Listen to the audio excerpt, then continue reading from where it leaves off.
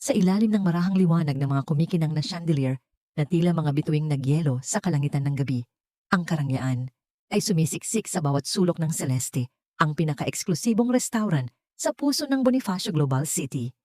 Ang gabi ay nababalot sa isang malambot na katahimikan na binabasag lamang ng matamis na himig ng piano na lumulutang sa hangin.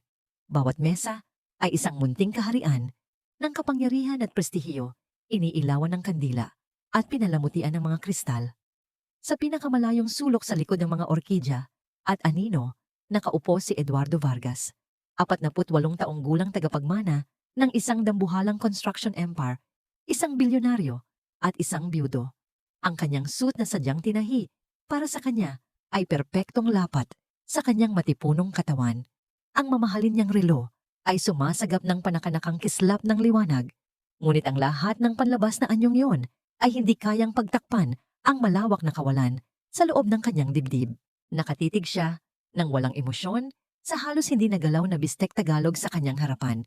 Mayaman at katakam-takam ang amoy nito, ngunit para sa kanya, para lamang itong alikabok. Sa kanyang tapat ang bakanteng upuan ay tila mas maingay pa kaysa sa anumang tunog sa silid.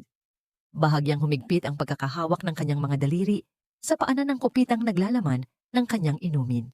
10 taon na ang lumipas mula nang mangyari ang aksidente, isang gabi ng umuulan, kung saan ang kanyang asawang si Isabela at ang kanilang 3 taong gulang na anak na si Miguel ay binawi mula sa mundo sa isang tumpok ng yuping metal at basag na salamin. Mula noon, pinuno ni Eduardo ang kanyang buhay ng katahimikan, paulit-ulit na gawain at isang imperyo yon ng mga abala para lamang makalimot. Dahan-dahan niyang itinaas ang kopita na para bang ang bigat nito ay naglalaman ng lahat ng alaala. Ngunit bago pa man ito tuluyang dumampi sa kanyang mga labi, isang tinig ang bumasag sa hangin sa kanyang tabi. Isang tinig na mahina nanginginig at hindi inaasahan. Mawalang galang na po, Ginoo. Maari ko po bang makuha ang inyong tira-tirang pagkain na tigilan si Eduardo? Matalim siyang lumingon at nakita ang isang dalagang nakatayo sa tabi ng kanyang mesa. Siya si Michelle Reyes. Hindi ito aabot sa 20 taong gulang. Ang itim niyang buhok ay nakatali sa isang magulong pusod na may ilang hibla na pagod nang bumagsak sa kanyang mukha. Luma at gasgas na ang suot niyang jacket na halos hindi sapat upang protektahan ang kanyang mga balikat mula sa malamig na simoy ng gabi. Sa kanyang mga bisig may isang sanggol, marahil 7 o 8 buwang gulang, na nababalot sa isang kupas na kumot. Ang pangalan niya ay Leo. Ang mga mata ng sanggol ay dilat na dilat at kumikinang nakatutok sa tumpok ng kanin at karne sa plato ni Eduardo. Ang tinig ni Michelle ay halos pabulong, ngunit sa hindi maipaliwanag na dahilan, pinunit nito ang katahimikan ng restaurant na parang isang naputol na kwerdas ng biolin. Napakurap si Eduardo na para bang nagising mula sa isang mahimbing at madilim na pagkakatulog. Ang buong silid ay tila huminto. Ang mga kubyertos ay nanatiling nakabitin sa ere. Ang mga usapan ay namatay sa isang nagulat na katahimikan. Isang manager na nagngangalang Mr. Castro ang nagsimulang humakbang palapit, bakas na sa kanyang noo ang pag-aalala at pagkainis. Ngunit itinaas ni Eduardo ang kanyang kamay, isang maliit na kilos, ngunit puno ng awtoridad, na agad nagpatigil sa manager. Pinag-aralan niyang mabuti ang mukha ng dalaga. Walang bahid ng hiya sa kanyang ekspresyon, walang palatandaan ng manipulasyon o paghingi ng awa. Tanging pagod at isang bagay na mas malalim pa roon, isang tahimik na determinasyon, isang pangangailangan hindi para sa sarili, kundi para sa munting buhay na yakap-yakap niya sa kanyang dibdib. Kung paano niya kargahin ang kanyang anak na may ganoong pag-aalaga, na tila ba ang lahat ng iba pa sa mundo ay naglaho sa sandaling iyon. Hindi siya namamalimos, hindi siya nagnanakaw. Siya ay nagsisikap mabuhay. May bumara sa lalamunan ni Eduardo. Kumislap ang kandila sa pagitan nila. Sa sandaling iyon, may nagbago sa loob niya. Hindi isang engranding kaliwanagan, hindi pa kundi isang bulong, isang kislap.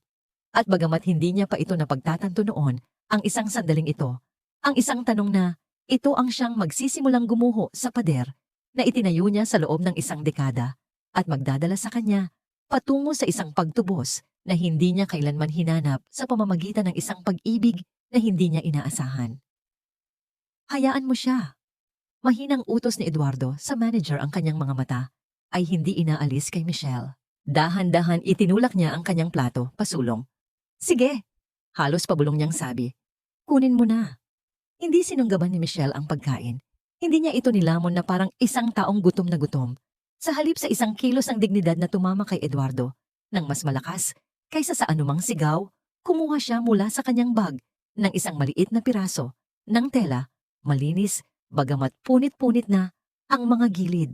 Maingat niyang binalot ang kanin at ang natitirang karne, tinupi ang mga sulok na parabang nag-iingat ng isang kayamanan, hindi mga tira-tira. Nang matapos tumango siya ng bahagya kay Eduardo, isang tango ng pagkilala, hindi ng pasasalamat. Pagkatapos ay tumalikod na siya at nagsimulang maglakad, nawawala sa pagitan ng mga puting mantel at kumikinang na mesa patungo sa malamig na gabi sa labas ng mga salaming pinto. Nanatiling nakaupo si Eduardo, hindi makagalaw nakatitig sa lugar kung saan nakatayo si Michelle kanina. Bago pa niya magawang pag-isipan suriin o kumbinsihin ang sarili na huwag gawin iyon, tumayo siya. Hindi pa dalos-dalos, hindi dramatiko, kundi may tahimik na determinasyon. Nag-iwan siya ng ilang malalaking pera sa mesa, tumango sa natigilang manager, at sinundan ng dalaga, palabas ng mabibigat na pinto ng restaurant, patungo sa gabi. Hindi niya maintindihan kung bakit, ngunit alam niyang kailangan niya itong gawin. Mula sa malayo tahimik siyang sumunod. Ang tunog ng kanyang mamahaling sapatos ay tila nalulunod sa katahimikan ng bangketa. Ang ingay ng lungsod ay unti-unting humina sa kanyang likuran habang si Michelle ay lumiko sa isang makipot na eskinita, yakap ang kanyang anak na parang isang marupok na panangga laban sa mundo. Mabilis ang kanyang lakad, ngunit maingat na parabang bawat anino ay maaaring lumamon sa kanya ng buo.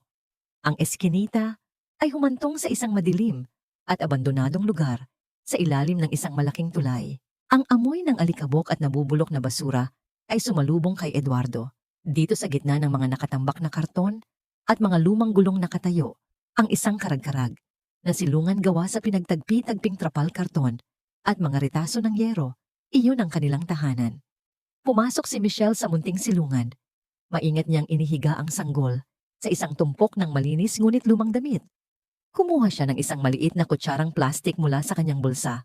Kumuha siya ng kaunting kanin at dinurog na karne, hinipan ito ng marahan at maingat na isinubo sa munting bibig ng kanyang anak. Ang sanggol na gutom ay kumain ng may sigla. Isang mahinang ungol ng kasiyahan ang kumawala rito, isang tunog na napakapuro at puno ng galak na halos mapahigpit ang kamao ni Eduardo. Habang pinapanood niya ang eksena, isang pamilyar na oyayi, isang malambing na himig ang nagsimulang kumawala mula sa mga labi ng ina na parabang ang kanyang pagmamahal ay isang kumot na bumabalot sa kanila laban sa lamig at kalupitan ng mundo. Si Eduardo ay nanatiling nakatago sa anino na bibighani at nasasaktan. Ang imahe sa kanyang harapan ng dalisay na pag-ibig ng isang ina sa gitna ng karumihan at kawalan ay isang punyal na dahan-dahang bumaon sa kanyang puso. Sa isang iglap bumalik ang lahat. Ang bigat ng munting katawan ni Miguel sa kanyang mga bisig, ang halimuyak ng baby powder, ang himig ng oyayi ni Isabela na pumupuno sa bawat gabi sa kanilang tahimik na tahanan. Ang mga alaalang yon na matagal na niyang ibinaon sa ilalim ng mga boardroom meeting at mga financial report ay biglang sumambulat na parang isang dam na gumuho. Isang bahagi niya ay sumisigaw na tumalikod na bumalik sa kanyang malamig at ligtas na mundo. Huwag kang makialam, Eduardo. Tila naririnig niya ang boses ng kanyang kaibigan at abogadong si Francis. Ito ay gulo na hindi mo kailangan. Ngunit paano niya tatalikuran ang kanyang nakita? Paano niya ipipikit ang kanyang mga mata sa isang inang handang isantabi ang sariling dignidad para sa isang kutsarang kanin para sa kanyang anak? Ang dangal sa mga matang yon ay mas totoo pa kaysa sa anumang yaman na kanyang naipon. Dahan-dahan at sa bigat na hindi niya naramdaman, sa loob ng 10 taon, tumalikod si Eduardo. Bawat hakbang palayo sa ilalim ng tulay ay parang isang hakbang palayo sa kanyang sariling libingan. Hindi siya umuwi para makatakas. Umuwi siya para magplano. Pagdating niya sa kanyang penthouse na may tanawin ng buong syudad, ang katahimikan ay tila nakakabingi. Ang malamig na marmol, ang mamahaling sining sa dingding, ang malawak na espasyo, lahat ng ito, na dating simbolo ng kanyang tagumpay, ay tila isa na ngayong malaking kulungan. Lumabas siya sa balkonahe at tinanaw ang mga ilaw sa ibaba. Ang mga ilaw ng syudad ay parang mga brilyanteng isinaboy sa isang itim na tela, ngunit sa gabing iyon, wala itong halaga sa kanya. Ang tanging imaheng nagniningning sa kanyang isipan ay ang munting liwanag ng isang gasera sa isang madilim na silungan at ang anino ng isang ina na niyayakap ang kanyang anak.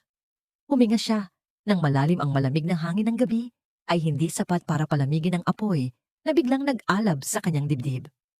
Kinuha niya ang kanyang telepono, hindi para tumawag, kundi para magpadala ng isang mensahe sa kanyang pinagkakatiwalaang assistant. Kailangan ko ng lahat ng impormasyon tungkol sa isang babae at isang sanggol sa ilalim ng tulay malapit sa C5. Hanapin mo sila, ngayon na. Sa pagpindot niya ng send, alam ni Eduardo na hindi na lamang pera o pagkain ang ibibigay niya. Ibabalik niya ang isang bagay na matagal nang nawala sa kanya ang sarili niya. At sa paggawa nito, hindi niya alam na magsisimula siya ng isang bagyo na babago, hindi lamang sa buhay nilang dalawa, kundi pati na rin sa pundasyon ng kanyang buong mundo. Kinabukasan, bago pa man tuluyang magising ang syudad, isang itim at walang markang van ang huminto ilang metro mula sa tulay. Bumaba si Eduardo, hindi suot ang kanyang mamahaling suit, kundi isang simpleng polo shirt at maong isang pagtatangkang hindi magmukhang dayuhan sa mundong yon. Kasama ang kanyang assistant, dahan-dahan nilang ibinaba ang mga kahon na puno ng pagkain, tubig, gatas, diaper at malinis na damit para sa sanggol. Si Michelle ay gising na. Nakaupo siya sa labas ng kanilang silungan, yakap si Leo na mahimbing pang natutulog. Ang kanyang mukha ay alerto, ang kanyang mga mata ay nagmamasid sa bawat anino. Nang makita niya si Eduardo, napapalapit agad siyang tumayo. Humigpit ang pagkakahawak niya sa kanyang anak. Ang kanyang katawan ay naging tila isang pader na handang sumangga sa anumang panganib. Magandang umaga. Mahinang bati ni Eduardo. Huminto siya, may ilang hakbang ang layo para hindi siya takutin. Nagdala ako ng ilang mga bagay para sa inyo. Tiningnan ni Michelle ang mga kahon, pagkatapos ay muling ibinalik ang matalim na tingin kay Eduardo. Ang kanyang mga mata ay puno ng pagdududa, hindi pasasalamat. Hindi po namin kailangan yan. Matigas niyang sagot. Alam ko malumanay na, sabi ni Eduardo. Pero ang anak mo, kailangan niya. Ang pagbanggit sa kanyang anak, ang tanging bagay na nagpabago sa kanyang tindig. Tumingin siya sa natutulog na mukha ni Leo, pagkatapos ay muli kay Eduardo. Ano po ang gusto ninyong kapalit? Diretsahan niyang tanong. Ang kanyang boses ay hindi nanginginig. Ito ay puno ng pagod na karunungan ng isang taong sanay na sa katotohanan ng lahat ng bagay ay may katumbas na halaga. Natigilan si Eduardo sa tanong. Sa kanyang mundo ang mga transaksyon ay malinaw, pera para sa serbisyo, pabor para sa katapatan. Ngunit dito sa harap ng isang babaeng walang-wala, hindi niya alam kung ano ang isasagot. Wala, sabi niya, at sa sarili niyang pandinig, ang salitang yon ay parang kasinungalingan. Gusto ko lang tumulong. Isang mapait na ngiti ang sumilay sa labi ni Michelle. Walang taong tumutulong ng walang dahilan, Ginoo. Sa halip na makipagtalo, lumuhod si Eduardo para maging kapantay niya. Maingat niyang inilapag ang isang supot ng mainit na pandesal at isang karton ng gatas sa isang malinis na bahagi ng semento. Kumain ka muna, pakiusap niya, para magkaroon ka ng gatas para sa kanya. Sa sandaling iyon, nagbago ang lahat. Ang kanyang pagiging ina ang nanaig sa kanyang pagmamataas. Dahan-dahan, kinuha niya ang tinapay. Ang kanyang mga kamay ay bahagyang nanginginig. Habang tahimik siyang kumakain, inilatag ni Eduardo ang kanyang plano, isang planong binuo niya buong gabi, isang kasinungalingang nilikha, para protektahan ang dignidad ng babaeng ito. Mayroon akong isang condominium unit sa may bandang Guadalupe. Simula niya maingat na pinipili ang kanyang mga salita. Maliit lang. Matagal na itong bakante. Kailangan ko ng isang katiwala, isang taong mag-aalaga at magmamantay ng lugar. Maglilinis, sisiguraduhing maayos ang lahat. Trabaho talaga, may sahod, at kasama na ang libreng tirahan. Huminto si Michelle sa pagkagat. Itinaas niya ang kanyang tingin. Ang kanyang mga mata ay sinusuri ang bawat ekspresyon sa mukha ni Eduardo, naghahanap ng anumang bahid ng panloloko. Bakit ako? Tanong niya. Marami namang iba dyan na mas kwalipikado. Dahil nakita ko kung paano mo alagaan ang anak mo kagabi. Halos pabulong na sagot ni Eduardo. Ang isang taong ganoon magmahal sa kanyang anak ay mapagkakatiwalaan sa anumang bagay. Iyon ang mga salitang bumasag sa kanyang depensa. Tumulo ang isang butil ng luha mula sa kanyang mga mata, mabilis niya itong pinunasan. Ang pagkilala sa kanyang pagiging ina, hindi sa kanyang kahirapan ang tumagos sa kanyang puso. Tumingin siya sa paligid sa maruming sahig na nagsisilbing kanilang higaan sa mga daga na paminsan-minsay dumaraan sa panganib na dala ng bawat gabi. Pagkatapos ay tumingin siya sa payapang mukha ni Leo. Wala na siyang pagpipilian. Para sa kanyang anak, lulunukin niya ang lahat. Sige po, mahina niyang sabi. Ang kanyang boses ay basag. Tinatanggap ko. Sa mansyon ng mga Vargas ang almusal ay isang formal at tahimik na ritual.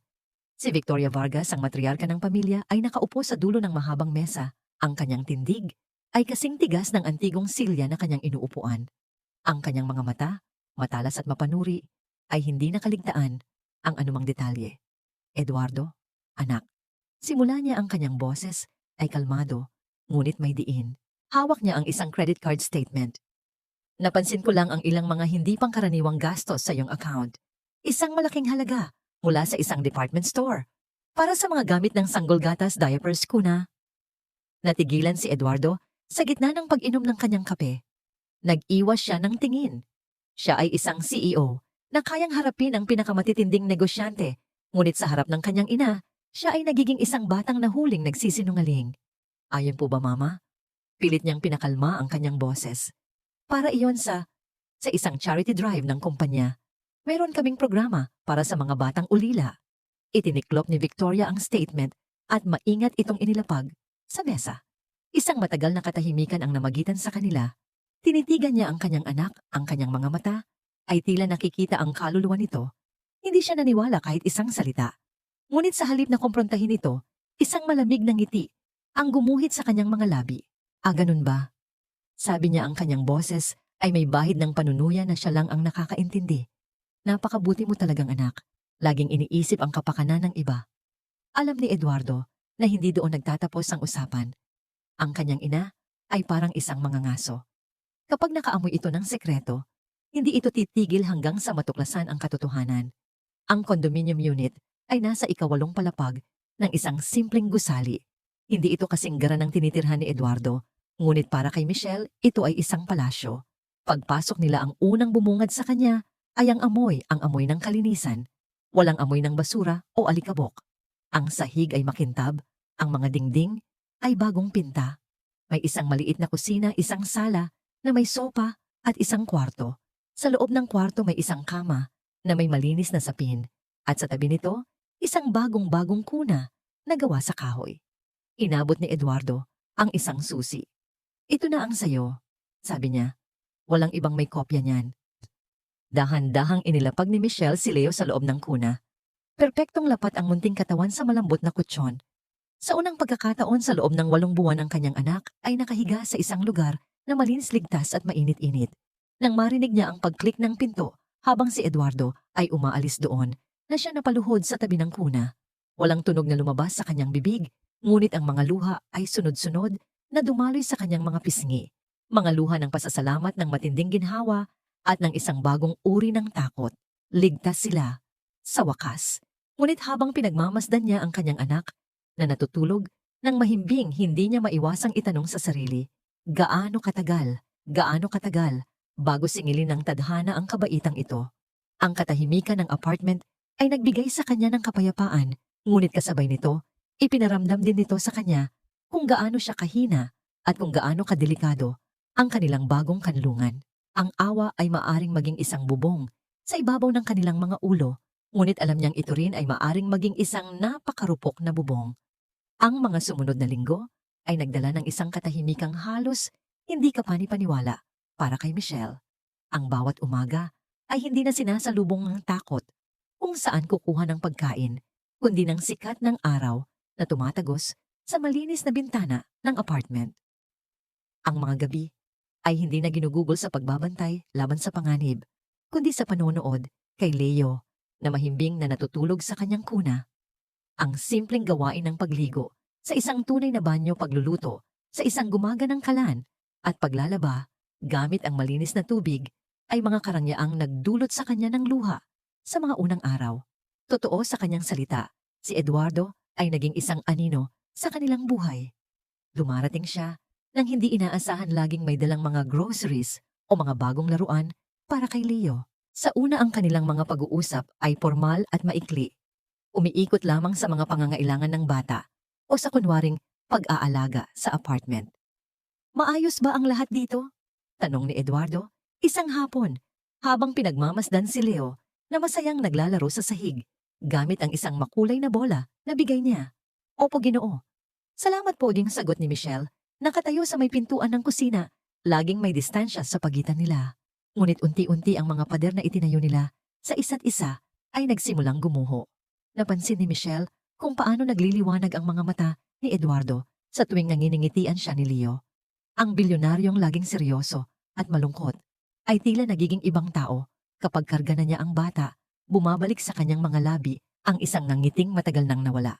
Isang araw, naabutan niya si Eduardo na nakaupo sa sahig tinuturuan si Leo kung paano pagpatong-patungin ang mga building blocks. Ang tawa ni Eduardo, isang tunog na malalim at totoo, ay umalingaw-ngaw sa apartment. Sa sandaling iyon, nakita ni Michelle hindi ang isang mayaman at makapangyarihang lalaki kundi isang ama. Isang amang nangungulila. Nagsimula na rin siyang maging komportable sa presensya nito. Nagagawa na niyang magtimpla ng kape para sa kanilang dalawa.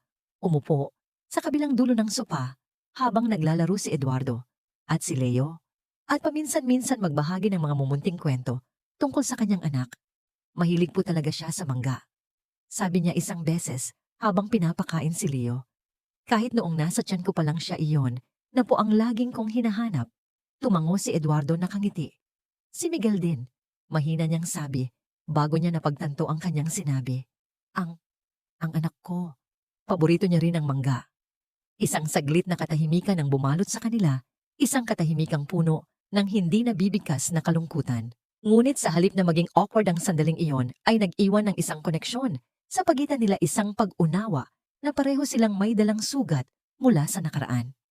Ang payapang takbo ng kanilang buhay ay biglang winasak isang gabi ng Martes. Nagsimula ito sa pagiging irritable ni Leo. Ayaw niyang kumain, ayaw maglaro. Maghapon siyang umiiyak at tanging ang pagyakap ng kanyang ina ang nagpapakalma sa kanya. Kinagabihan, habang pinapalitan siya ni Michelle ng damit, naramdaman niya ang kakaibang init na nagmumula sa munting katawan. Kinapa niya ang noo nito. Mainit. Sobrang init. Kumuha siya ng thermometer na kasama sa mga gamit na ibinigay ni Eduardo. 39 na degrees. Nag-umpisa ng manlamig ang mga kamay ni Michelle habang ang takot ay gumagapang sa kanyang dibdib. Sinubukan niya itong punasan ng bimpo na may maligamgam na tubig. Kinantahan niya ito ng oyayi. Ngunit patuloy na tumataas ang lagnat at ang iyak ni Leo ay nagiging mahina at garalgal. Pagdating ng hating gabi ang sitwasyon ay lumala. Nagsimulang manginig ng malakas si Leo. Ang kanyang mga mata ay pumipikit at ang kanyang mga labi ay nagsimulang mangitim. Sa isang iglap ang kanyang munting katawan ay nanika at nagsimula siyang magkombulsyon. Isang nakakabinging sigaw ng takot ang kumawala sa lalamunan ni Michelle. Leo, anak, gumising ka. Binalot niya ng kumot ang nanginginig na katawan ni Leo at kumaripas ng takbo palabas ng apartment. Walang taxi, walang tricycle. Tumakbo siya sa kalsada. Sumisigaw ng tulong ngunit ang gabi ay tahimik at walang pakialam. Sa wakas, isang tricycle ang huminto. Sa pinakamalapit na ospital, "Kuya, pakiusap, bilisan nyo," umahagulgol niyang sabi. Dinala sila sa isang maliit na pampublikong ospital sa kalapit na barangay. Ang emergency room ay magulo at siksikan. Ang amoy ng gamot at sakit ay nakakasulasok.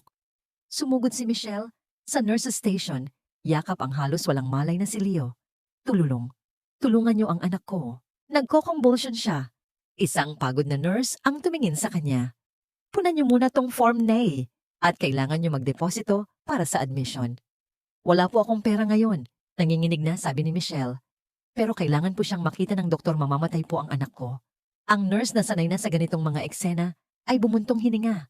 "Pasensya na, Nay. Protocol po. Hindi namin siya pwedeng ipasok ng walang deposito. Subukan niyo po sa ibang ospital." Ang mga salitang iyon ay parang isang suntok sa sikmura ni Michelle. Bawat segundo ay mahalaga. Ang utak ng kanyang anak ay maaring masira. Ang kanyang buhay ay maaring mawala. Sa gitna ng kanyang pagkasindak at kawalan ng pag-asa, isang pangalan ang pumasok sa kanyang isip. Ang tanging taong alam niyang makakatulong sa kanya. Kinuha niya ang kanyang lumang cellphone, ang kanyang mga daliri ay nanginginig ng husto na halos hindi niya mapindot ang mga numero. Sa pangatlong subok, nagring ito. Sinagot ni Eduardo ang tawag sa ikalawang ring pa lang. Ang kanyang boses ay inaantok. Hello, An-An, Eduardo? Ang boses ni Michelle ay basag na basag sa pagiyak. Halos hindi siya makapagsalita. Si Leo, tulungan mo kami. Pakiusap. Isang segundo lang ang kailangan ni Eduardo para magising ng husto. Ang takot sa boses ni Michelle ay tumagos sa linya ng telepono at dumiretso sa kanyang puso. Michelle, nasaan ka? Anong nangyari? Ospital. Ayaw kaming tanggapin. Nagkukumbulsyon siya. Eduardo, pakiusap. Iligtas mo ang anak ko. Huwag kang aalis dyan. Papunta na ako. Sa kabilang dulo ng syudad si Eduardo ay tumakbo palabas ng kanyang silid, hindi na nag-abalang magbihis. Nakapajama at tsinelas lang siya. Sa isang corporate event na kanyang dinadaluhan, narinig niya ang sigaw ng kanyang pangalan mula sa entablado para sa isang parangal. Ngunit hindi niya iyon pinansin. Nagmamadali siyang bumaba sa kanyang garahe. Ang kanyang isip ay blanko sa lahat ng bagay, maliban sa nagmamakaawang boses ni Michelle at sa imahe ng isang sanggol na nasa panganib. Sa St. Luke's Global City, sigaw niya sa kanyang driver habang sinasara ang pinto ng kotse. Dumaan ka sa EDSA bus lane, huwag kang hihinto. Ibangga mo lahat ng haharang, bilisan mo. Ang kanyang boses na laging kalmado at kontrolado ay umalingaw-ngaw sa loob ng sasakyan, isang boses na puno ng galit, ng takot at ng isang desperadong pangangailangang makarating sa lalong madaling panahon. Ang gabi ay naging isang karera laban sa oras. Nang bumukas ang mga automatic glass door ng St. Luke's Medical Center, pumasok si Eduardo na parang isang bagyo.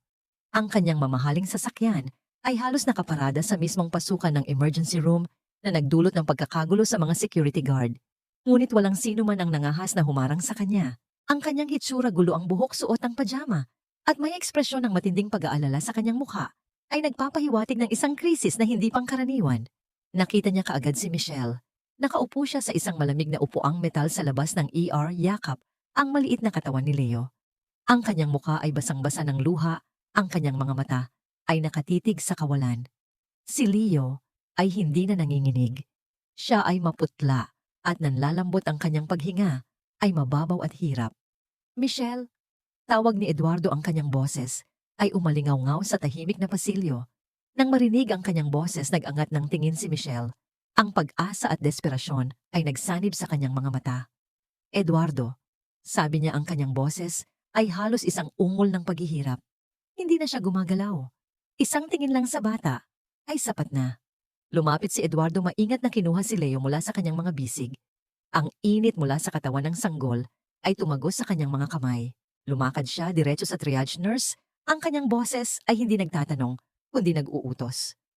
Kailangan ng anak ko ng doktor. Ngayon na. Ang nurse na sanay sa mga aroganteng pasyente ay tiningnan siya mula ulo hanggang paa. Napansin ang kanyang pajama. Ginoo, kailangan niyo pong dumaan sa proseso. Pakipila po. Walang pila. Putol ni Eduardo, ang kanyang boses ay bumaba sa isang mapanganib na tono. Ang bawat salita ay may bigat ng kanyang kapangyarihan. Ang pangalan ko ay Eduardo Vargas.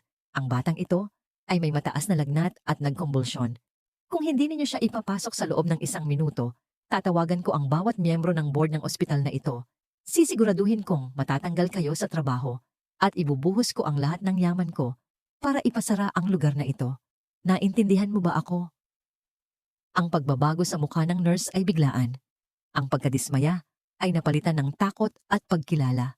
Agad siyang tumawag sa intercom. Code Blue, Pediatric. Kailangan ng stretcher sa ER entrance agad. Sa isang iglap, ang kaguluhan ay naging organisadong pagkilos. Dumating ang mga doktor at nurse, kinuha si Leo mula kay Eduardo, at mabilis na isinakay sa isang stretcher, papasok sa isang trauma room. Ang mga pinto ay nagsara na nag-iwan kina Eduardo at Michelle sa labas sa isang nakakabinging katahimikan. Bumagsak si Michelle sa upuan, ng kanyang katawan ay nanginginig. Ngayong wala na sa kanyang mga bisig si Leo, ang buong bigat ng takot ay bumagsak sa kanya. Ang kanyang mga kamay ay nanginginig at ang kanyang paghinga ay mababaw at putol-putol. Umupo si Eduardo sa tabi niya. Hindi siya nagsalita. Hindi niya sinubukang magbigay ng mga walang saysay na salita ng pag-asa. Sa halip, ginawa niya ang isang bagay na simple ngunit makapangyarihan. Hinawakan niya ang kanyang kamay. Ang kanyang malaki at mainit na kamay ay binalot ang nanginginig na mga daliri ni Michelle. Ang paghaplos na yon ay isang angkla sa gitna ng bagyo. Isang tahimik na pangako na hindi siya nag-iisa. Sa loob ng silid isang bata at abalang residente si Dr. Santos ang nagsimulang magbigay ng mga utos habang sinusuri si Leo. Tingnan ang vital signs. Maghanda ng IV line. Kailangan natin siyang bigyan ng diazepam para sa seizure at pababain ng lagnat. Habang kinakabitan ng mga aparato ang maliit na katawan ni Leo, isang mas matandang nurse ang lumapit kay Dr. Santos. Dok, pabulong niyang sabi, alam mo ba kung sino ang nagdala sa batang iyan? Sino hindi mahalaga? Unahin natin ang pasyente. Sagot ng doktor, ang kanyang atensyon ay nakatuon sa monitor. Si Eduardo Vargas po. Sabi ng nurse, ang may-ari ng Vargas Corporation, siya mismo ang nagdala sa bata.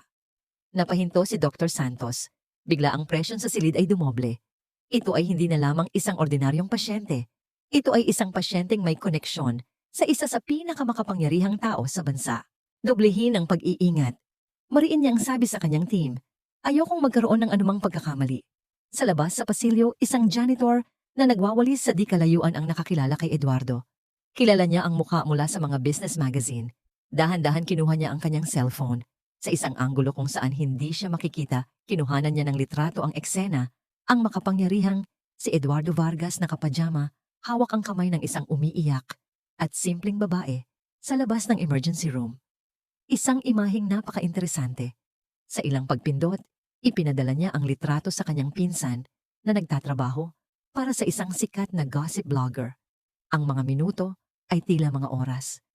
Bawat tunog mula sa loob ng ER ay nagpapatindig sa balahibo ni Michelle. Bawat anino ng isang taong dumadaan ay nagpapabilis sa tibok ng kanyang puso. Nanatiling tahimik si Eduardo sa kanyang tabi. Ang kanyang presensya ay isang matatag na bato. Sa wakas, pagkatapos ng tila walang katapusang paghihintay, bumukas ang mga pinto. Lumabas si Dr. Santos, tinanggal ang kanyang face mask. Ang kanyang mukha ay pagod, ngunit kalmado. Agad na tumayo si Michelle. Ang anak ko po, Dok, kumusta po siya? Ngumiti ang doktor. Stable na po siya, ma'am. Nakontrol na namin ang convulsion at bumababa na ang kanyang lagnat. Ito ay isang kaso ng febrile seizure karaniwan sa mga bata kapag biglang tumaas ang lagnat. Mabuti na lang at nadala niyo siya agad dito. Mananatili siya sa pediatric ICU para sa obserbasyon pero nalagpasan na niya ang panganib. Ang mga salitang nalagpasan na niya ang panganib ay tila bumutas sa isang dam sa loob ni Michelle. Ang lahat ng lakas na pinanghawakan niya sa loob ng ilang oras ay biglang nawala. Ang kanyang mga tuhod ay nanghina at kung hindi dahil sa mabilis na pag-alo ni Eduardo, bumagsak na sana siya sa sahig. Naramdaman niya ang mga bisig ni Eduardo sa kanyang likod, sumusuporta sa kanya. Sumubsob siya sa dibdib nito at doon sa gitna ng isang sterile at walang pakiramdam na ospital, umagulgol siya ng walang tigil. Mga yak ng ginhawa ng pagod at ng isang napakalalim na pasasalamat. Hinayaan siya ni Eduardo na umiyak. Hinaplos niya ang kanyang likod, hindi nagsasabi ng kahit ano. Sa sandaling iyon, hindi sila isang bilyonaryo at isang babaeng walang-wala. Sila ay dalawang tao lamang na magkasamang hinarap ang anino ng kamatayan at magkasamang lumabas na buo. Habang magkayakap sila, ang litratong kuha ng janitor ay nagsisimula ng kumalat sa internet. Dahan-dahan, tahimik, isang mitya na sinindihan sa dilim, naghihintay lamang ng tamang sandali para sumabog at sunugin ang kanilang mga mundo. Ang mga sumunod na araw ay ginugol ni Michelle sa tabi ng kama ni Leo sa pediatric ICU. Ang silid ay puti tahimik at puno ng mahinang tunog ng mga makina na sumusubaybay sa bawat tibok ng puso at paghinga ng kanyang anak. Hindi niya inalintana ang hindi komportabling upuan o ang mga pagkaing ospital na walang lasa. Ang tanging mahalaga ay ang unti-unting pagbabalik ng kulay sa mga pisngi ni Leo at ang pagiging regular ng kanyang paghinga. Si Eduardo ay palaging naroon. Dumarating siya tuwing umaga na may dalang mainit na kape para kay Michelle at mga libro para basahin niya. Uupo siya ng tahimik sa kabilang panig ng silid, nagtatrabaho sa kanyang laptop. Ang kanyang presensya ay isang tahimik na suporta. Sa hapon siya naman ang magbabantay para makalabas at makalanghap ng sariwang hangin si Michelle. Hindi nila pinag-uusapan ang gabi ng insidente, ngunit ang karanasan ay lumikha ng isang bigkis sa pagitan nila na mas malalim kaysa sa anumang salita. Samantala, sa isang eksklusibong salon sa Makati, si Victoria Vargas ay nakaupo habang inaayusan ang kanyang buhok. Ang kanyang mga kaibigan, mga kapwa sosyalidad, na nababalot sa alahas at chismis, ay masayang nag-uusap sa paligid niya. Nakita mo ba ang bagong koleksyon ng Chanel, darling? Sabi ni Consuelo, isang matabang ginang na may suot na perlas. Napakaganda. Pero narinig niyo ba ang pinakabagong balita? Singit ni Margarita na may hawak na telepono. May kumakalat na litrato online. Si Eduardo Vargas nakita sa ER. Ng St. Luke's hating gabi, nakapajama lang. Biglang tumahimik ang paligid. Ang atensyon ng lahat ay napunta kay Victoria. Isang malamig na kaba ang gumapang sa kanyang dibdib, ngunit ang kanyang muka ay nanatiling parang isang maskara ng kalmadong interes. Talaga baka naman? May emergency lang sa kumpanya. Sabi niya pilit pinapagaan ang sitwasyon. Hindi, Victoria. Sabi ni Margarita, iniabot ang kanyang telepono. May kasama siyang babae at isang sanggol. Tingnan mo. Kinuha ni Victoria ang telepono. Ang imahe ay medyo malabo, ngunit malinaw pa rin.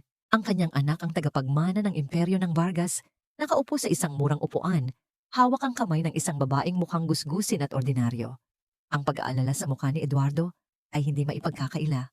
Isang apoy ng galit at kahihiyan ang biglang sumiklab sa loob ni Victoria. Ito na yon, ang bunga ng kanyang hinala tungkol sa mga gamit ng sanggol. Ang kanyang anak ay hindi lamang tumutulong sa isang charity, niloloko siya nito kasama ang isang babaeng hamak. Excuse me. Mahinahon niyang sabi, ibinabalik ang telepono. Tumayo siya, ang kanyang tindig ay perpekto pa rin. May bigla lang akong kailangang asikasuhin. Walang sino man ang nakapansin sa panginginig ng kanyang mga kamay habang papalabas siya ng salon. Sa loob ng kanyang kotse, tinawagan niya ang kanyang pribadong investigador. Ang kanyang utos ay simple at malupit. Alamin mo kung sino ang babaeng iyon. Alamin mo ang lahat tungkol sa kanya. Gusto kong malaman ang bawat dumi sa kanyang nakaraan. Mayroon kang 24 na oras. Kinabukasan, isang brown envelope ang naghihintay sa kanyang opisina. Sa loob na roon ang lahat ng pangalan ni Michelle Reyes, ang kanyang edad, ang katotohanang siya ay isang dropout sa kolehiyo na nag-aaral ng arkitektura, ang kwento ng kanyang pagbubuntis at pag-abandona ng ama ng bata, at ang masakit na detalye ng pagtatakwil sa kanya ng sarili niyang pamilya. At ang pinakahuli, ang lokasyon ng condominium unit sa Guadalupe, isang ari-arian na nakapangalan sa isang shell company na alam ni Victoria na pag-aari ng kanyang anak. Ang bawat salita ay nagpatindi sa apoy ng kanyang galit. Isang gold digger, isang oportunista. Ginamit nito ang isang bata para bitagin ang kanyang anak na alam niyang mahina pa rin dahil sa pagkawala ni Isabela at Miguel. Hindi na siya nag-aksaya ng panahon. Ipinag-utos niya sa kanyang driver na ihatid siya sa Guadalupe. Walang bodyguard, walang assistant. Ito ay isang bagay na kailangan niyang gawin ng personal. Nang araw na yon, sa wakas, ay pinayagan ng umuwi si Leo mula sa ospital. Pagdating nila sa apartment, isang pakiramdam ng matinding ginhawa ang bumalot kay Michelle. Inihiga niya ang kanyang anak sa kuna at hinalikan ito sa noo. Nasa bahay na tayo, anak ko, bulong niya. Ligtas na tayo. Nakatanggap siya ng text mula kay Eduardo na may importante itong meeting at baka gabihin na sa pagdalaw. Mag-isa si Michelle, ninanamnamang katahimikan at kapayapaan. Maya-maya, isang malakas at mariing katok sa pinto ang bumasag sa katahimikan. Nagtaka si Michelle. Hindi ganoon kumatok si Eduardo. Dahan-dahan siyang lumapit sa pinto at sumilip sa peephole. Nakatayo sa labas ang isang babaeng nasa edad 50, eleganteng nakabihis, may suot na mamahaling alahas. Kahit hindi pa niya ito nakikita, ng personal, nakilala niya agad ang mukha mula sa mga larawan sa internet. Si Victoria Vargas. Nanigas si Michelle sa kinatatayuan ng kanyang puso, ay nagsimulang tumibok ng mabilis. Binuksan niya ang pinto. Tiningnan siya ni Victoria mula ulo hanggang paa. Ang kanyang mga mata ay puno ng pagkasuklam. So ikaw pala yon, sabi niya, ang kanyang boses ay malamig na parang yelo. Itinulak niya ang pinto at pumasok sa loob nang walang paalam. Sino po sila? Tanong ni Michelle, kahit alam na niya ang sagot. Huwag ka nang magkunwari.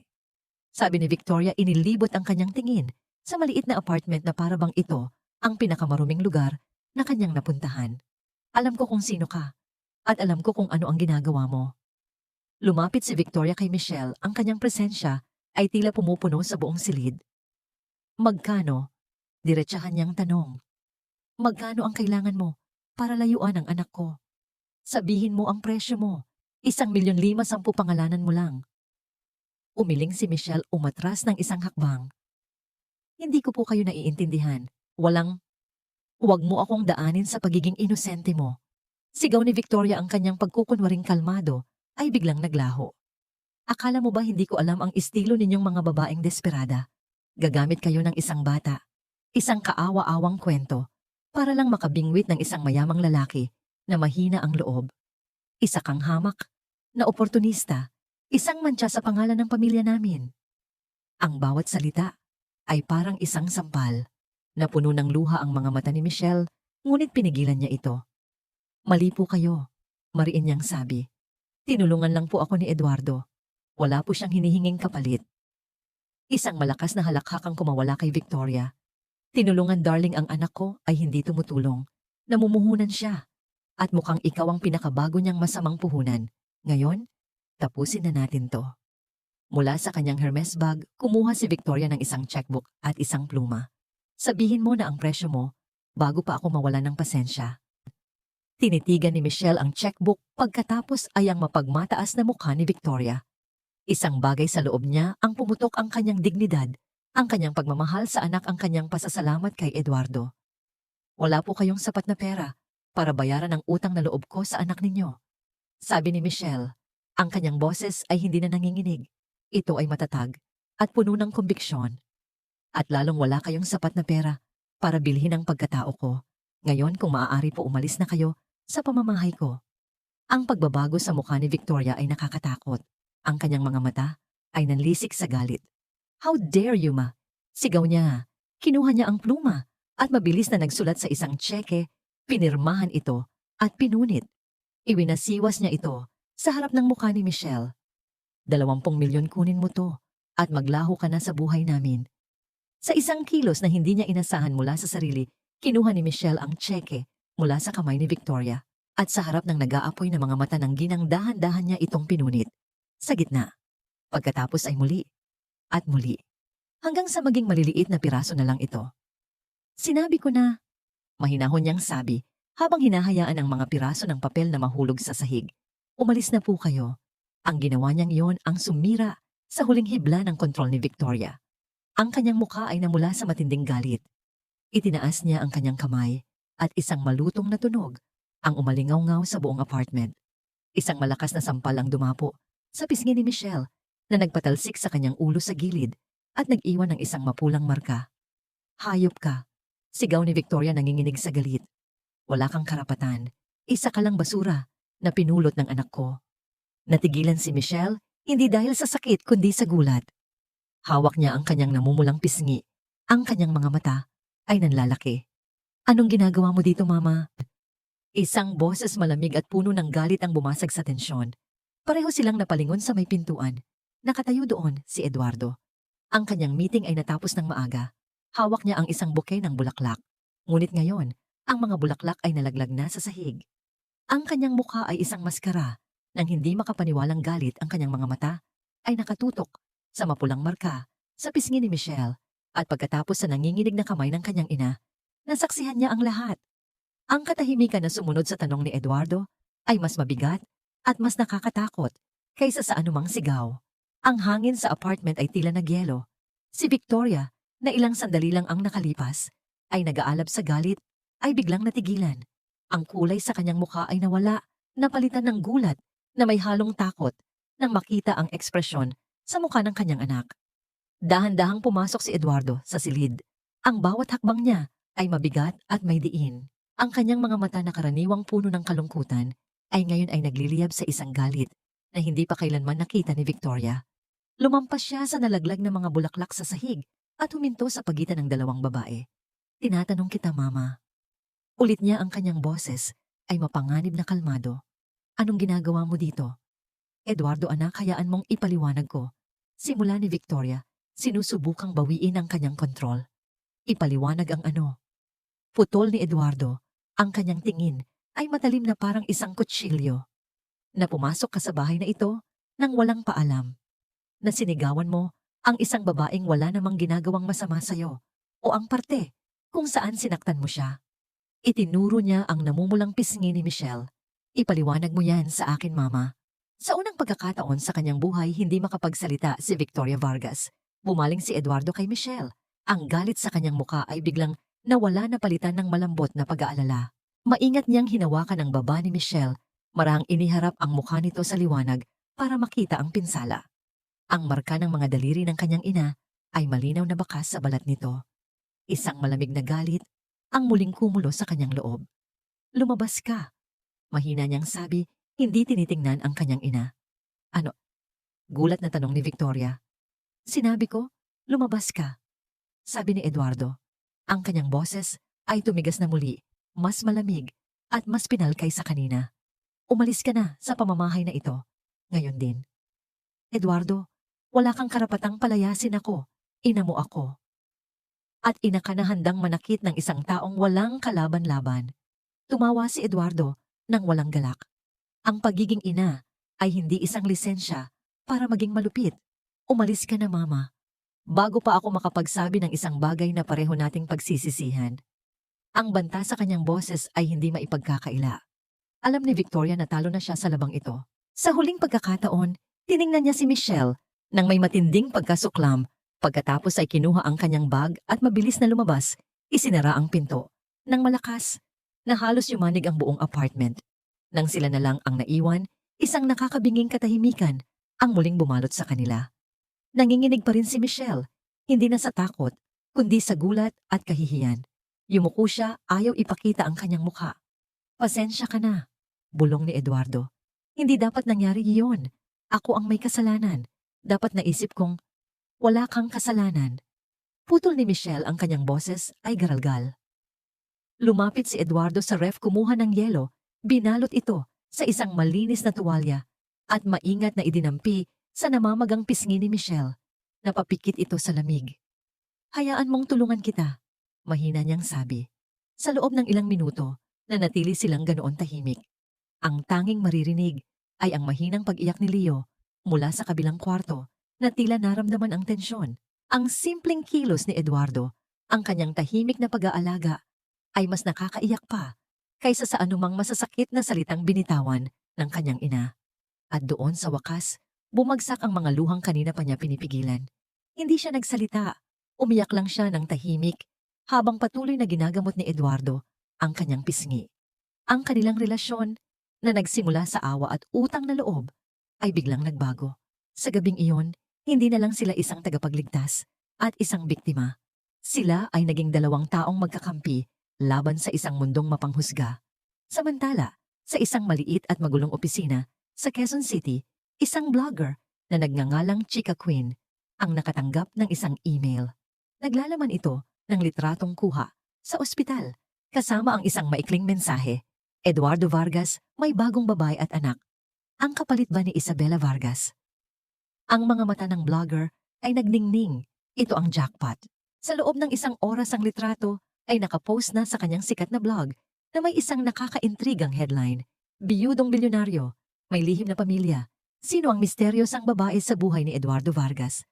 Ang kwento ay kumalat na parang apoy. Sa paggising ng buong Pilipinas, kinabukasan ito na ang laman ng bawat social media feed. Ang mga komento ay umulan libo-libo. Pagkatapos ay daan-daang libo. Ang ilan ay nagpakita ng suporta. Karapatan niyang maging masaya ulit. Ngunit mas marami ang mapanghusga at malupit. Mukhang basahan yung babae, halatang gold digger. Ginamit pa yung bata para makapera. Kadiri. Hindi niya mapapantayan si Isabela Vargas. Basura lang yan kumpara sa ginto. Baka anak niya talaga sa labas yan, kaya niya tinatago. Sa apartment walang kamalay-malay si Michelle sa unos na namumuo sa labas. Ang kanyang mundo ay ang apat na sulok ng silid at ang pag-aalaga kay Leo. Isang hapon habang natutulog ang kanyang anak, nag-scroll siya sa kanyang telepono para tingnan ang balita. At doon niya nakita ang kanyang mukha. Ang mukha ni Eduardo. Ang mukha ng kanyang anak. Nasa lahat ng dako. Nabitawan niya ang kanyang telepono. Ang tunog ng pagbagsak nito sa sahig ay halos hindi niya narinig. Ang kanyang puso ay dumadagundong sa kanyang dibdib. Pinulot niya ulit ang telepono at sinimulang basahin ang mga komento. Gold digger, oportunista, slut, malandi, kabet, basura. Ang mga salita ay tumusok sa kanya na parang mga bubog. Ang bawat komento ay isang sampal na mas masakit pa kaysa sa sampal ni Victoria. Tinawag siyang Gaidem Kelua daw. At ang pinakamasakit sa lahat, ang mga komento tungkol sa kanyang anak, Dua Conhuang. Ang kanyang hininga ay naging mababaw. Ang silid ay tila umiikot. Isinara niya ang kanyang telepono, ngunit ang mga salita ay nakatatak na sa kanyang isipan. Tumayo siya, ang kanyang mga tuhod ay nanginginig. Lumapit siya sa bintana at tumingin sa labas. Ang mundo na ilang sandali lang ang nakalipas ay tila isang lugar ng pag-asa, ay bigla na lang naging isang korte na humahatol sa kanya. Hindi. Hindi niya hahayaang madamay ang kanyang anak dito. Hindi niya hahayaang lumaki si Leo sa isang mundo kung saan siya ay tinatawag na anak ng isang masamang babae. Mayroon lang siyang isang pagpipilian. Nang bumalik si Eduardo sa apartment ng gabing iyon, may dala siyang pagkain mula sa paboritong restaurant ni Michelle. Ngunit pagpasok niya, isang kakaibang tanawin ang sumalubong sa kanya. Ang mga damit ni Michelle at ni Leo ay nakalagay sa isang lumang bag sa ibabaw ng sopa. Si Michelle ay nakatayo sa gitna ng silid, ang kanyang likod ay nakaharap sa kanya. "Michelle, anong nangyayari?" Tanong niya, ang kanyang boses ay puno ng pagkalito. Dahan-dahang humarap si Michelle. Ang kanyang mga mata ay namumugto at pula, ngunit walang luha. Ang kanyang mukha ay isang maskara ng desperadong determinasyon. "Hindi ko kayang sirain ang buhay mo, Eduardo," sabi niya. Ang kanyang boses ay walang emosyon. "Hindi namin pwedeng sirain ang pangalan mo. Ano bang sinasabi mo?" "Nakita ko na," sabi niya. "Ang mga balita, ang mga komento, lahat." Huminga siya ng malalim. "Kailangan na naming umalis." "Ano hindi? Hindi ka aalis." Mariing sabi ni Eduardo. "Wala kang magagawa." Sabi ni Michelle, ang kanyang boses ay nagsimulang manginig. "Salamat sa lahat, Eduardo. Utang ko sa iyo ang buhay ng anak ko. Pero tapos na. Hindi ko kayang mabuhay ng ganito. Hindi ko hahayaang maranasan ito ng anak ko. Aalis na kami." Tumalikod siya at kinuha ang bag. Ngunit bago pa siya makahakbang, hinawakan ni Eduardo ang kanyang braso, mahigpit ngunit hindi masakit. Hindi ulit niya, mas mariin pa. "Hindi kayo aalis. Haharapin natin to. Magkasama. Bitawan mo ako, Eduardo." Pakiusap ni Michelle, sinusubukang bawiin ang kanyang braso. Ngunit ang pagkakahawak ni Eduardo ay mahigpit.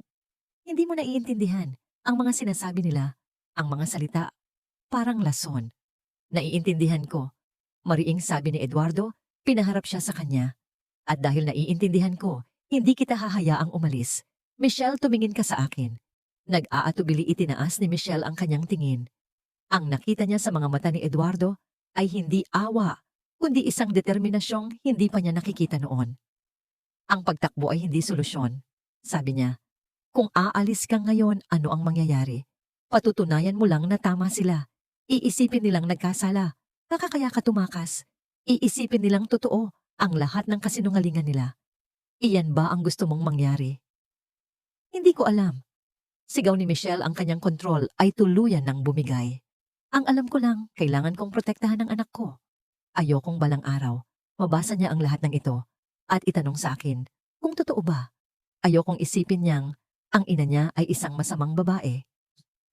"Hindi ka masamang babae," mahinang sabi ni Eduardo. "Isa kang ina, ang pinakamagaling na inang nakilala ko." Ang mga salitang yon ay nagpabagsak sa huling pader ng kanyang depensa. Napahagulgol siya at sinalo siya ng mga bisig ni Eduardo.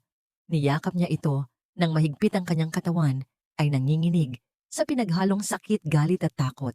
Hinayaan siya ni Eduardo na ilabas ang lahat, hinahaplos ang kanyang buhok hanggang sa ang kanyang mga hikbi ay maging mahinang pag-iyak na lamang.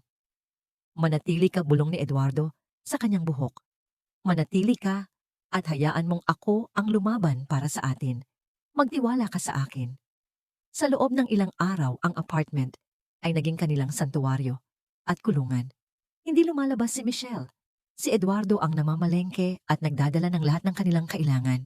Ang ingay mula sa labas, ang media na nag-aabang, ang walang tigil na pagring ng telepono ni Eduardo ay tila isang malayong unos. Sa loob ng kanilang munting mundo, isang bagong uri ng ugnayan ang nabuo. Nanonood sila ng mga lumang pelikula. Nagluto si Michelle ng adobo sa unang pagkakataon para kay Eduardo. At sa mga gabing hindi makatulog si Michelle, dahil sa mga bangungot, uupo si Eduardo sa sala, nagbabantay hanggang sa masiguro niyang payapa na ang paghinga nito. Isang gabi tinawagan ni Eduardo ang kanyang pinagkakatiwalaang PR team. "Kailangan nating maglabas ng isang press release," sabi ni Michael, ang pinuno ng team.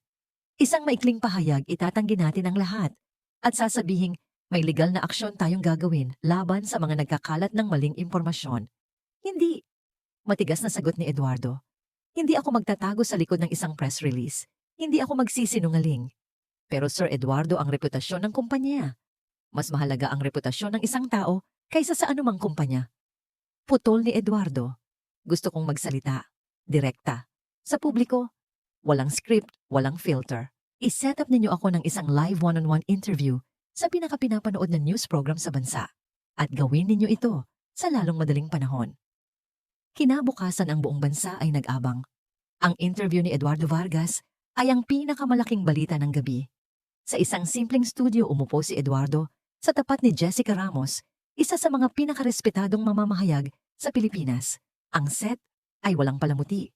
2 upuan, isang mesa at malambot na ilaw. Walang audience. Ginoong Vargas, simula ni Jessica, ang kanyang boses ay seryoso. Ang buong bansa ay nagtatanong, sino si Michelle Reyes sa buhay mo? Huminga ng malalim si Eduardo at tumingin diretso sa kamera. Hindi siya nagsimula kay Michelle. Nagsimula siya sa nakaraan. 10 taon na ang nakalipas. Simula niya ang kanyang boses ay bahagyang nanginginig sa simula. Nawala sa akin ang aking mundo, ang aking asawang, si Isabela, at ang aking anak, na si Miguel. Sa isang iglap, nawala sila, at kasama nila, nawala rin ang isang bahagi ng aking sarili. Sa unang pagkakataon, hayagan niyang ikinuwento ang sakit, ang katahimikan, ang mga gabing walang tulog, ang pakiramdam ng pagiging hungkag kahit na napapaligiran ng yaman. Itinayo ko ang mga pader sa paligid ng aking puso. Pagpapatuloy niya, pinuno ko ang aking buhay ng trabaho ng mga numero ng mga gusali. Akala ko, iyon ang paraan para mabuhay. Ngunit hindi ako nabubuhay. Ako ay naghihintay na lang mamatay. Huminto akong mabuhay nung araw na namatay sila. Ang buong studio ay tahimik. Maging si Jessica Ramos ay tila nakikinig na lang, ang kanyang mga inihandang tanong ay nakalimutan na. At isang gabi, sabi ni Eduardo, nakilala ko si Michelle. Ikinuwento niya ang lahat. Ang eksena sa restauran, ang kanyang paghingi ng tira-tira, hindi para sa sarili, kundi para sa anak. Ang dignidad sa kanyang mga mata, ang kanilang buhay sa ilalim ng tulay, ang pag-aalaga niya kay Leo. Hindi siya humingi ng tulong. Sabi ni Eduardo, ang kanyang boses ay nagiging mas matatag. Hindi siya namalimos. Ginawa niya ang lahat para sa kanyang anak, sa paraang nagpagising sa isang bagay sa loob ko na akala ko'y matagal nang patay. Ang kakayahang magmalasakit muli. Tumingin siya muli sa kamera, ang kanyang mga mata ay tila nakikipag-usap sa bawat isang manonood. Si Michelle Reyes ay hindi isang gold digger, hindi siya isang oportunista. Siya ay isang ina na gagawin ang lahat para sa kanyang anak. Hindi siya kumuha ng kahit ano mula sa akin. Huminto siya sandali, ang kanyang lalamunan ay tila bumara. Siya ang nagbigay sa akin ng isang bagay na hindi kayang ibigay ng kahit sinong tao o anumang yaman. Binigyan niya ako ng dahilan para magmalasakit ulit. Binigyan niya ako ng dahilan para huminga ulit. Si Michelle Reyes ay hindi isang headline. Siya ay isang ina. Si Leo ay hindi isang kasangkapan. Siya ay isang napakagandang bata. Hindi ko sila iniligtas. Huminga siya ng malalim. At sa huling mga salitang binitawan niya, ang kanyang boses ay basag, ngunit puno ng katotohanan. Sila ang nagligtas sa akin. Ang epekto ng interview ay agaran at malawak. Kinabukasan, ang tono ng usapan online ay nagbago. Ang mga mapanghusgang komento ay napalitan ng mga mensahe ng suporta at pag-unawa. Nagsimulang magbahagi ang mga ina ng kanilang sariling mga kwento ng paghihirap ng pagiging single parent, ng panghuhusga ng lipunan. Ang mga nurse at social worker ay nagsalita tungkol sa libu-libong babae na katulad ni Michelle na hindi nakikita ng mundo. Ang mga donasyon ay nagsimulang bumuhos sa mga ampunan at mga organisasyon para sa mga ina. Isang foundation ang biglang itinatag sa Cebu para suportahan ang mga babaeng nasa parehong sitwasyon. Ang kwento ni Eduardo ay hindi na lamang tungkol sa isang iskandalo. Ito ay naging isang pambansang usapan tungkol sa kahirapan, dignidad at ang tunay na kahulugan ng pamilya. Sa apartment, pinanood ni Michelle ang buong interview. Habang nagsasalita si Eduardo, ang kanyang mga luha ay tahimik na dumadaloy sa kanyang mga pisngi. Ngunit hindi na ito mga luha ng sakit, kundi mga luha ng pagkamangha at pasasalamat. Ang lalaking ito ay hindi lamang nagbigay sa kanya ng isang tahanan.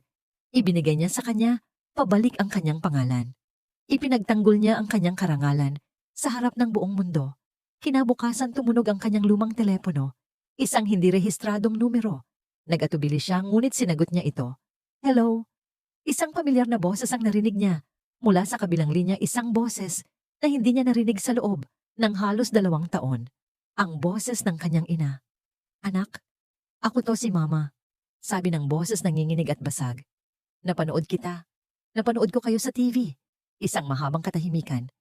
Gusto kong makita ang apo ko. Ang tawag ay natapos ng kasing bilis ng pagsisimula nito. Pagkatapos ng mga salitang, gusto kong makita ang apo ko, wala nang sumunod. Tanging ang tunog ng pag-iyak mula sa kabilang linya bago ito tuluyang naputol. Naiwan si Michelle, na hawak ang telepono, nakatitig sa blangkong screen ang kanyang puso, ay tumitibok na parang isang tambol sa digmaan. Sa loob ng 2 araw, hindi niya sinabi kay Eduardo ang tungkol sa tawag. Dinala niya ang bigat ng mga salitang iyon nang mag-isa. Ang kanyang ina, ang salitang iyon ay nagdala ng isang alon ng mga alaala, mga masasayang alaala ng pagkabata na biglang naputol at napalitan ng isang masakit na imahe ang likod ng kanyang mga magulang habang papalayo sila, iniiwan siya sa labas ng kanilang bahay. Ang pinto ay isinara ng may kasamang pinal na salita. Hindi ka na namin anak. Ang sigaw ng kanyang ama si Ramon ay umaling-awngaw pa rin sa kanyang isipan. Isa kang kahihiyan. Huwag na huwag ka nang babalik dito. Ang kanyang ina si Lourdes ay tahimik lang na umiiyak. Sa likod ng kanyang ama, walang lakas na salungatin ang desisyon nito. Ang katahimikan niyang yun, para kay Michelle ay mas masakit pa kaysa sa galit ng kanyang ama. Isang gabi habang mahimbing na natutulog si Leo, naabutan siya ni Eduardo na nakaupo sa dilim ng sala, nakatingin sa labas ng bintana. Hindi ka pa natutulog? Sabi ni Eduardo, hindi isang tanong kundi isang pahayag. Umupo siya sa tabi niya. Ano ang gumugulo sa isip mo? Huminga ng malalim si Michelle. Tumawag siya. Mahina niyang sabi, ang nanay ko. Ikinuwento niya ang maikling pag-uusap. Nakikinig lang si Eduardo, hindi sumasabad. Hindi ko alam kung ano ang gagawin. Pag-amin ni Michelle ang kanyang boses ay nanginginig. Isang bahagi ko gustong maniwala. Pero, natatakot ako Eduardo. Natatakot akong masaktan ulit. Natatakot akong umasa tapos itataboy lang ulit nila kami. Hindi mo kailangang gawin ang anumang bagay na hindi mo gusto. Malumanay na sabi ni Eduardo. Wala kang utang na loob sa kanila. Alam ko. Sabi ni Michelle, tumingin sa kanya ang kanyang mga mata ay puno ng pagkalito. Pero si Leo, hindi ba't karapatan niyang makilala ang kanyang mga lolo at lola? Kahit na sira ang lahat, ayokong lumaki siyang may kulang. Ayokong maranasan niya ang pakiramdam ng pagiging mag-isa na parang wala siyang pinagmulan. Pinag-isipan ni Eduardo ang kanyang mga salita. Ang pinakamahalagang pinagmulan ni Leo ay ikaw, sabi niya. Pero naiintindihan ko, huwag mo siyang hayaang lumaki na may parehong butas sa puso na tulad ng sayo. Bigyan mo siya ng pagkakataong magpatawad o hindi, pero hayaan mong siya ang pumili. At para magawa niya yon, kailangan muna nilang magkita. Ang mga salita ni Eduardo ay nagbigay sa kanya ng kalinawan. Hindi na ito tungkol sa kanya o sa sakit na idinulot sa kanya. Ito ay para kay Leo. Kinabukasan tinawagan niya ang numero. Ang kanyang ina ang sumagot sa unang ring. Sa isang maikling pag-uusap na puno ng mga hindi nabibigkas na salita at nag-aalangan na mga pangungusap na pagkasunduan nilang magkita. Uuwi si Michelle sa Batangas. Ang biyahe papunta sa kanilang probinsya ay tahimik. Si Eduardo, ang nagmamaneho paminsan-minsan, ay sumusulyap kay Michelle na nakatingin lang sa labas ng bintana. Si Leo, na walang kamalay-malay ay masayang naglalaro sa kanyang car seat. Habang papalapit sila sa kanilang bayan, ang bawat kanto, bawat puno, ay nagpapaalala kay Michelle ng buhay na kanyang iniwan. Ang bahay ng kanyang mga magulang ay nakatayo sa dulo ng isang makipot na kalsada. Maliit lang ito gawa sa kahoy at pininturahan ng puti na ngayon ay medyo kupas na. Ang duyan sa beranda ay naroon pa rin marahang umuugoy sa ihip ng hangin. Huminto ang sasakyan ni Eduardo sa tapat ng gate ngunit hindi agad bumaba si Michelle. Huminga siya ng malalim kinakalma ang kanyang sarili. Nandito lang ako, sabi ni Eduardo. Hindi ako aalis. Tumango si Michelle, kinuha si Leo mula sa car seat at dahan-dahang naglakad patungo sa pinto. Ang bawat hakbang ay parang 1 kilometro ang layo. Bago pa man siya makakatok, dahan-dahang bumukas ang pinto. Lumabas ang kanyang ina, si Lourdes. Ang mga linya sa kanyang muka ay tila mas lumalim, ang kanyang buhok ay mas marami ng puti kaysa sa huling pagkikita nila. Sa isang iglap, tila walang gumagalaw. Pagkatapos ang mga mata ni Lourdes ay napunta kay Leo na mausisang nakatingin sa kanya. At sa sandaling iyon, ang pader na itinayo ni Lourdes sa loob ng 2 taon ay gumuho. Anak? Bulong niya, ang kanyang boses ay basag at ang mga luha ay nagsimulang mamuo sa kanyang mga mata. Mula sa likod ni Lourdes lumabas ang kanyang ama, si Ramon. Mas matanda siyang tingnan kaysa sa kanyang edad. Ang kanyang mga balikat ay tila mas mababa na ngayon. Ang kanyang mukha na laging matigas at walang emosyon ay ngayon ay puno ng isang emosyong hindi pa nakikita ni Michelle dati. Pagsisisi. Nakatitig siya sa kanyang apo na parang nakakita ng isang himala. Walang nakakaalam kung ano ang sasabihin. Ang katahimikan ay mabigat at puno ng sakit ng nakaraan. Bigla si Leo na pagod na sa katahimikan ay iniabot ang kanyang mga munting kamay patungo kay Ramon. Isang simpleng kilos ng isang bata. Walang alam sa kasaysayan, walang pakialam sa alitan, isang kilos lamang ng pag-usisa.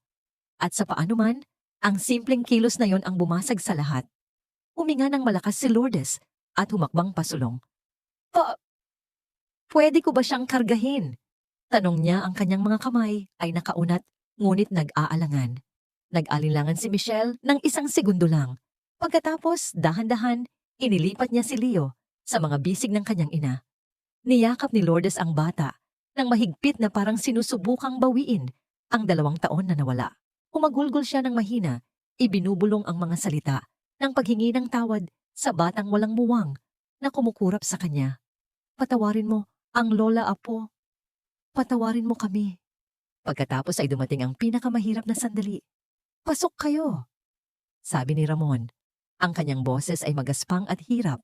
Sa loob ng bahay umupo sila sa lumang sofa sa sala. Ang hangin ay puno pa rin ng tensyon. Si Lourdes ay hindi mabitawan si Leo. Si Ramon naman ay nakaupo sa isang silya sa sulok na kayuko, hindi makatingin ng diretso kay Michelle. Kumusta ka na, anak? Mahinang tanong ni Lourdes. Maayos naman po, sagot ni Michelle. Katahimikan ulit. Pagkatapos tumayo si Ramon, lumapit siya sa kanila, ang kanyang mga tuhod ay tila nanginginig. Lumuhod siya sa harap ni Michelle. Patawarin mo ako, anak. Sabi niya, ang kanyang boses ay basag. Ang malakas at matigas na si Ramon Reyes ay umiiyak. Ang tigas ng ulo ko, ang pride ko, sinira nito ang pamilya natin. Dapat ipinagtanggol kita. Dapat inalagaan kita. Patawarin mo ako. Ang tanawing iyon ang tuluyang bumasag sa puso ni Michelle. Lahat ng galit, lahat ng sakit na kinimkim niya ay biglang nawala, napalitan ng isang alon ng awa at pagmamahal para sa kanyang ama. Biglang bumukas ang pinto at pumasok si Eduardo. May dala siyang malaking bayong ng mga prutas. Nakita niya ang eksena at agad na naintindihan. Ngunit bago pa siya makapagsalita, nagsalita si Ramon, nakatingin sa kanya. Salamat sa pag-aalaga mo sa kanila, sabi ni Ramon kay Eduardo. Isang bagay na dapat ay ako ang gumawa. Gagawin ng isang ama ang lahat para sa kanyang anak. Simpleng sagot ni Eduardo. Sa sandaling iyon, tumayo si Michelle at tinulungang tumayo ang kanyang ama. Niyakap niya ito ng mahigpit. Sa wakas, pagkatapos ng 2 mahabang taon, ang pamilyang nasira ay nagsisimula ng mabuo muli. Ngunit habang nagaganap ang madamdaming pagpapatawad sa Batangas, isang anino ang nagmamasid mula sa malayo. Isang pribadong investigador na inupahan ni Victoria ang nakatago sa di kalayuan, kinukuhanan ng litrato ang bawat sandali. Ang pagdating ni Eduardo, ang pag-iyak, ang pagyayakapan. Ipinadala niya ang mga litrato kay Victoria na may kasamang mensahe, mukhang nagkakabati na sila. Ang plano mo ay hindi gumagana. Sa kanyang malamig at marangyang opisina, tinitigan ni Victoria ang mga litrato. Ang kanyang mukha ay hindi nagpapakita ng anumang emosyon, ngunit sa loob isang bagong plano, isang mas desperado at mas malupit na plano ang nabubuo. Kung hindi niya kayang sirain si Michelle sa pamamagitan ng pera o kahihiyan, susubukan niya itong sirain gamit ang nakaraan nito. Ang biyahe pabalik sa Maynila ay ibang-iba sa biyahe papuntang Batangas. Ang mabigat na katahimikan ay napalitan ng isang magaan na pakiramdam. Paminsan-minsan, sumusulyap si Eduardo kay Michelle at nakikita ang isang maliit na ngiti sa kanyang mga labi habang pinagmamasdan niya si Leo na mahimbing na natutulog sa likod, yakap ang isang lumang stuffed toy na ibinigay ng kanyang lolo Ramon. Masaya ka, mahinang sabi ni Eduardo. Tumingin si Michelle sa kanya, ang kanyang mga mata ay kumikinang sa liwanag ng mga dumadaang poste ng ilaw. Hindi ko akalain na mangyayari pa to, pag-amin niya. Akala ko habang buhay ko nang dadalhin ang galit. Pero nang makita ko silang ganoon, lalo na si tatay, parang biglang nawala lahat. Ang natira na lang ay ang pangungulila. Ang pagpapatawad ay hindi para sa kanila, sabi ni Eduardo. Para sa'yo yon. Para makalaya ka. Ang mga salitang yon ay tumatak sa isip ni Michelle. Sa unang pagkakataon, naramdaman niyang hindi na siya bilanggo ng kanyang nakaraan. Naging regular ang pagdalaw ni na Ramon at Lourdes sa Maynila. Tuwing Sabado, darating sila sa apartment na may dalang mga lutong bahay na pagkain, sinigang kare-kare, mga paborito ni Michelle noong bata pa siya. Si Ramon, na dati isang tahimik at malayo, ay nagiging isang masayang lolo sa tuwing kasama si Leo. Itinuturo niya sa bata kung paano magpatunog ng kanyang mga laruan. Kinakantahan ito ng mga lumang awiting bayan at kinakarga ito sa kanyang mga balikat habang naglalakad sila sa maliit na sala. Sa mga sandaling iyon, nakikita ni Michelle ang pamilyang pinangarap niya. Isang pamilyang buo, masaya at puno ng pagmamahal. Si Eduardo ay palaging bahagi ng mga pagtitipon na yon. Tinatawag na siyang anak ni Lourdes, habang si Ramon naman ay nakikipagkwentuhan sa kanya tungkol sa basketball at politika na parabang matagal na silang magkakilala. Ang apartment na dating isang kanlungan mula sa sakit ay naging isang tunay na tahanan. Ngunit habang ang isang pamilya ay nabubuo, ang isa naman ay lalong nasisira. Sa mansyon ng mga Vargas, ang mga hapunan ay naging isang larangan ng digmaan ng katahimikan. Halos hindi na nag-uusap si Eduardo at ang kanyang ina. Bawat pagtatangka ni Victoria na kausapin siya tungkol sa problema ay sinasalubong ni Eduardo ng isang malamig na pader. Hanggang kailan mo balak ituloy ang kahibangang ito, Eduardo? Tanong ni Victoria isang gabi. Ang buong alta sosyedad ay pinag-uusapan ka. Pinagtatawanan nila tayo. Wala akong pakialam sa kanila. Sagot ni Eduardo, hindi inaalis ang tingin sa kanyang pagkain. Ang mahalaga sa akin ay ang sarili kong kaligayahan. Kaligayahan? Tumawa si Victoria ng mapakla. Ang kaligayahan ba ay ang pagpulot ng isang babaeng walang pinanggalingan at gawin siyang sentro ng iyong mundo? Sinisira mo ang pangalan ng ating pamilya, ang pangalan ng iyong ama. Ang pangalan ng pamilya ay hindi masisira ng pag-ibig, Mama. Masisira ito ng pagmamataas at pagiging mapanghusga. Sabi ni Eduardo bago tumayo. Nawala na ako ng ganang kumain. Ang bawat pagtanggi ni Eduardo ay nagpapatindi lamang sa determinasyon ni Victoria. Kung hindi niya makuha sa santong dasalan, kukunin niya ito sa santong paspasan. Inutusan niya ang kanyang investigador na halongkatin pa ang nakaraan ni Michelle. At sa wakas, nahanap nila ang kanilang hinahanap. Isang pangalan, isang lalaki, mula sa nakaraan ni Michelle, ang ama ni Leo. Si Adrian Santos, isa ring dating estudyante ng arkitektura na nagmula sa isang simpleng pamilya at ngayon ay nagtatrabaho bilang isang junior architect sa isang maliit na kumpanya. Nagsimula ang plano ni Victoria. Isang hapon, habang abala si Adrian sa kanyang trabaho, isang itim na kotse ang huminto sa tapat ng kanyang opisina. Isang babaeng naka-corporate attire ang bumaba at lumapit sa kanya. Mr. Adrian Santos, tanong ng babae. Ako nga po, sagot ni Adrian. May nagpapabigay po sa inyo nito. Inabot ng babae ang isang makapal na envelope at mabilis na umalis. Nang buksan ito ni Adrian, halos malaglag ang kanyang panga. Sa loob na roon ang 10 bundle ng tig-1,000 piso. 1,000,000 at isang maliit na sulat. Bumalik ka sa buhay ni Michelle Reyes. Sabihin mong nagsisisi ka. Sabihin mong gusto mong maging ama sa iyong anak. Gawin mo ang lahat para makuha siyang muli. Kung magtatagumpay ka, may 10,000,000 pang naghihintay sa iyo. Kung tatanggi ka, sisiguraduhin kong hindi ka na makakahanap ng trabaho sa industriyang ito habang buhay. Walang pirma. Ngunit alam ni Adrian kung sino ang may kakayahang gumawa nito. Nabasa niya ang mga balita. Alam niyang si Michelle ay konektado na ngayon sa mga Vargas. Natukso si Adrian. Ang pera ay sapat na para baguhin ang kanyang buhay, ngunit meron ding takot. Isang takot sa kapangyarihan ng taong nasa likod nito. Samantala, sa apartment naghahanda sina Michelle at Eduardo para sa isang mahalagang gabi. Ang Vargas Corporation ay magdaraos ng kanilang taunang charity ball. At sa unang pagkakataon, inimbitahan ni Eduardo si Michelle bilang kanyang opisyal na kasama. Sigurado ka ba dito, Eduardo? Tanong ni Michelle habang tinutulungan siya ni Eduardo na isara ang zipper ng kanyang simpleng navy blue na gown. Ito ang mundo mo. Baka hindi ako bagay doon. Humarap si Eduardo sa kanya at hinawakan ang kanyang mga kamay. Ikaw ang mundo ko ngayon, Michelle, sabi niya. At gusto kong makita ng lahat kung gaano ka kaganda. Pagdating nila sa grand ballroom ng isang 5-star hotel, lahat ng mga mata ay napunta sa kanila. Ang mga bulungan ay maririnig sa bawat sulok.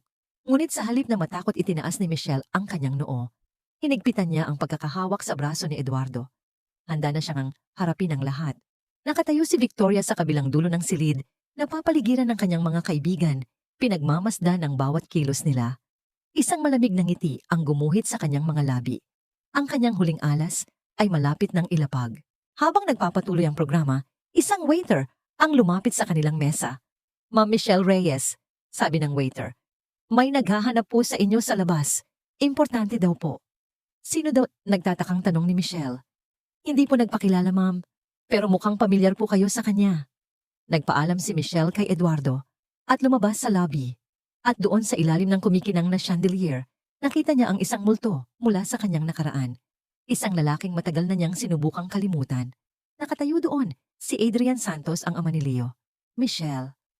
Sabi niya ang kanyang boses ay puno ng isang emosyong hindi niya mawari kung totoo o hindi. Nagkamali ako. Patawarin mo ako. Gusto kong bumalik sa inyo ng anak ko. Ang paglitaw ni Adrian ay parang isang malakas na sampal ng hangin na halos nagpatumba kay Michelle. Ang kanyang isip ay tila huminto, sinusubukang iproseso ang taong nakatayo sa kanyang harapan. Ang huling pagkakataon na nakita niya ito ay noong sinabi niyang buntis siya at ang tanging tugon nito ay isang blangkong tingin bago siya tuluyang tinalikuran. Anong ginagawa mo dito, Adrian? Tanong ni Michelle. Ang kanyang boses ay malamig at matatag taliwas sa kaguluhang nararamdaman niya sa loob. Michelle, pakinggan mo ako, sabi ni Adrian. Humakbang palapit ang kanyang mga mata ay puno ng sinanay na pagsisisi. Alam kong nagkamali ako. Duwag ako. Bata pa tayo noon, pero sa loob ng 2 taon, wala akong inisip kundi kayo. Nakita ko ang mga balita. Nakita ko ang anak natin. Leo. Ang pangalan niya ay Leo. Michelle, gusto kong maging ama sa kanya. Gusto kong bumawi. Gusto kong buuin ulit tayo. Ang bawat salita ay parang isang rehearsed na linya mula sa isang pelikula. Napansin ni Michelle ang kanyang suot, isang bagong suit na hindi bagay sa kanya. Ang kanyang relo, ang kanyang sapatos, lahat ay bago. Lahat ay sumisigaw ng perpektong kasinungalingan.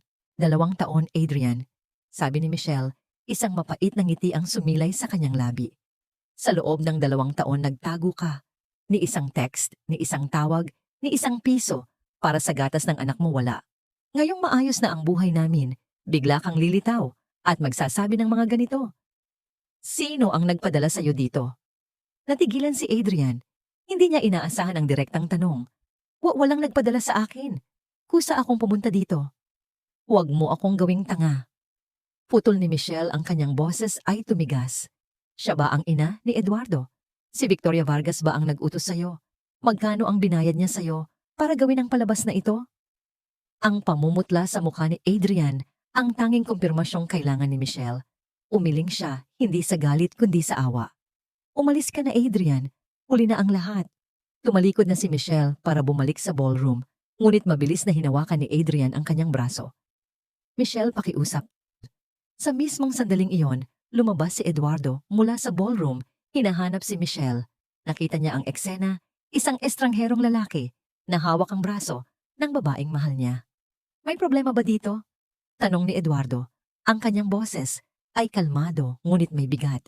Binitawan ni Adrian ang braso ni Michelle na para bang napaso. Ikaw siguro si Eduardo Vargas. Sabi ni Adrian, sinusubukang maging matapang. Ako si Adrian Santos.